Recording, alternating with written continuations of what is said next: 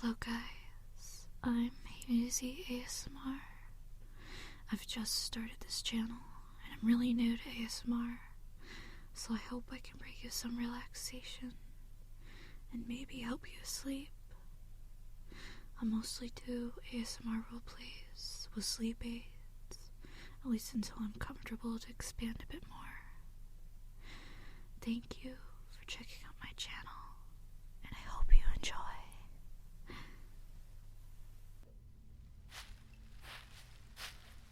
Oh? A human? At this hour? Are you lost? I see. So you were chased by the yokai of this forest. Tell me, why would you be so close to these lands if they're so dangerous? Well, regardless of the reason, I can't just let you stay here. Come on, why don't you stay the night at my shrine? It's much safer than out there. There you go. Just follow me. I'll keep you safe.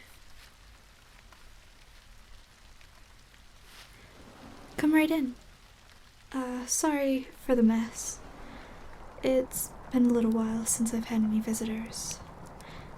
Nobody ever makes it this deep in the forest. Oh? Well, there's more than enough food here to keep me sustained. Don't worry, I won't eat you. If I wanted to, I would have already. Here, let me clear off the couch for you. Oh, these? Well, there isn't much to do out here, so I've been going through the library of this shrine. And sometimes even writing my own stories. It's a little embarrassing, actually. Oh? You want me to tell you a story?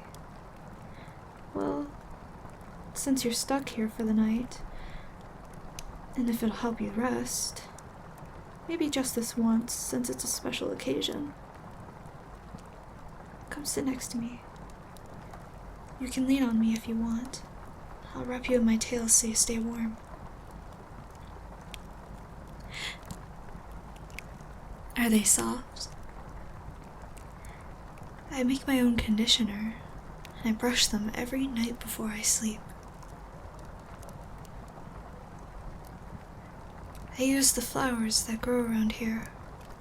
Lilies and clovers. There's fields of wildflowers that thrive in this isolation.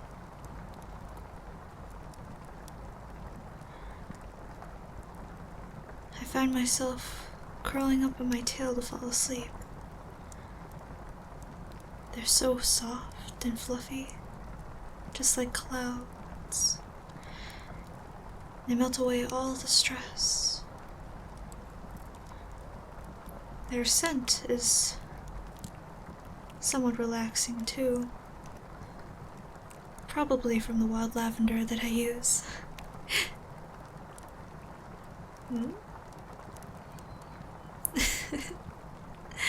It's alright if you're tired. You can sleep at any point. That's okay. This is actually very enjoyable for me too. As I said before, not many make it up this mountain, much less a human. So, you don't have to worry about a thing. I'll take care of it. I'm more than capable. Isolated on this mountain, I've had plenty of time to hone my abilities. Foraging and repairing the shrine. It was such a mess when I first found it. I've lived for a very long time. Hundreds to thousands of years, even.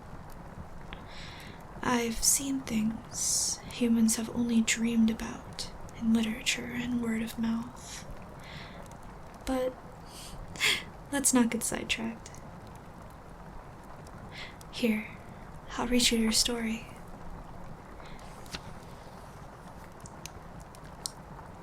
This is the story of the two frogs. It's a common folk's tale, at least back when I interacted with human society. And before the yokai became such a problem. Once, there were 2 frogs.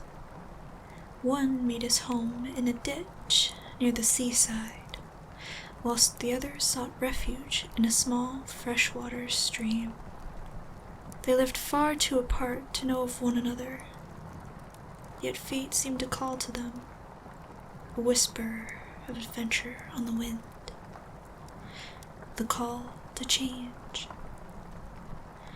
They both set off early in the morning, before the dew collected amongst the leaves, and began climbing the mighty mountain that stood between both villages.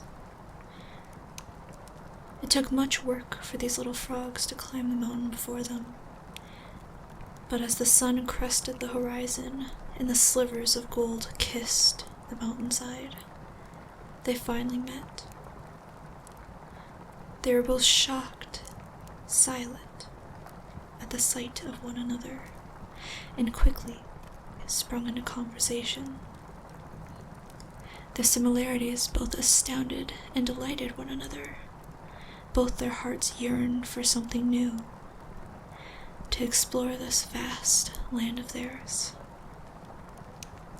Together, they found a small, damp pond to lay within and rest after their journey thus far. It's such a shame, for if we were bigger, we could easily see both towns from here, and see if the journey is worth our while. Worry not, my friend, the other frog replied. There is an easy solution. If we both stand on our hind legs, we can easily see the towns from up here. Hastily, they both jumped to their feet and stood up, balancing against one another, stretching as tall as 2 little frogs can manage, and turned their faces towards their destined villages. However, what they had both forgotten is, despite the fact their bodies may be facing their target village, their eyes point in the opposite direction, thus pointing back at their homes. "Oh no!" one of the frogs cried out, quickly jumping down from his newfound friend. "Your village looks exactly the same as mine. I'm glad I didn't waste any more time than I did climbing this mountain." "As did I," the other frog agreed, both distraught at their supposedly wasted efforts. With a polite farewell, they both parted ways once more to return down the sides of the mountain they had climbed, and went back to their respective homes. One to his humble seaside ditch, and the other to his cool and comfortable stream. Are you asleep?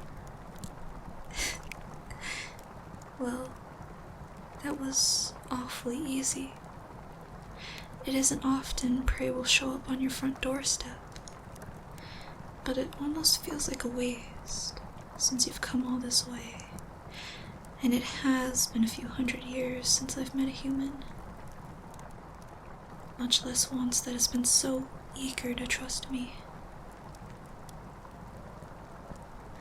Perhaps it wouldn't be so bad to enjoy this while it lasts. Shh. Sweet dreams, my sweet little human. I'll watch over you for now, so you can rest easy.